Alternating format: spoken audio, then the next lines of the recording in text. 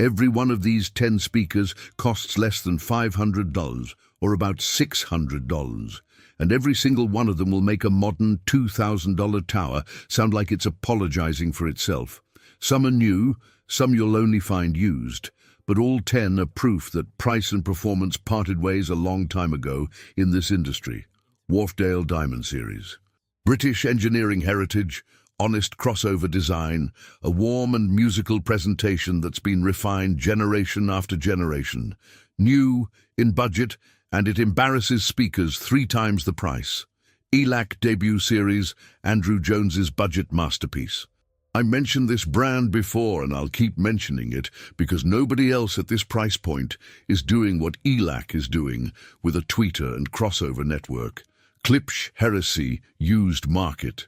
You'll spend more than $500 new, but a well-cared-for used pair, and there are plenty out there from people who've upgraded, will run you well under that number and deliver horn-loaded dynamics nothing else on this list can touch.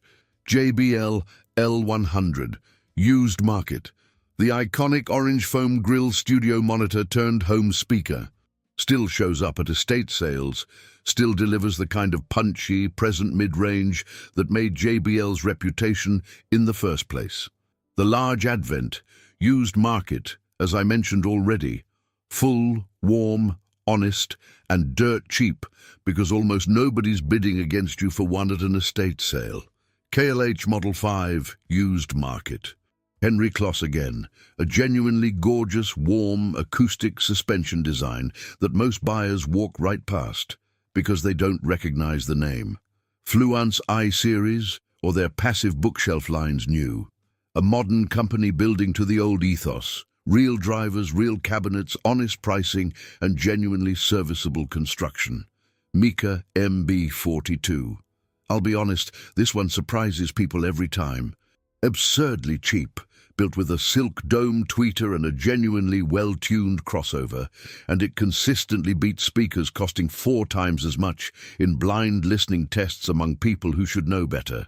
Dayton Audio's budget bookshelf line, a DIY adjacent brand that builds components good enough that actual speaker designers use their drivers in custom projects, then sells the finished product at a fraction of what the big names charge for equivalent parts.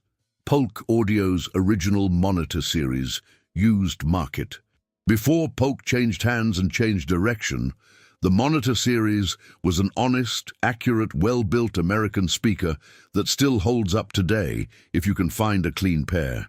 The theme across all 10, new or vintage, is the same one I keep coming back to. None of them are spending your money on a marketing campaign. They're spending it on a driver, a cabinet, and a crossover, which is the only thing that's ever actually mattered.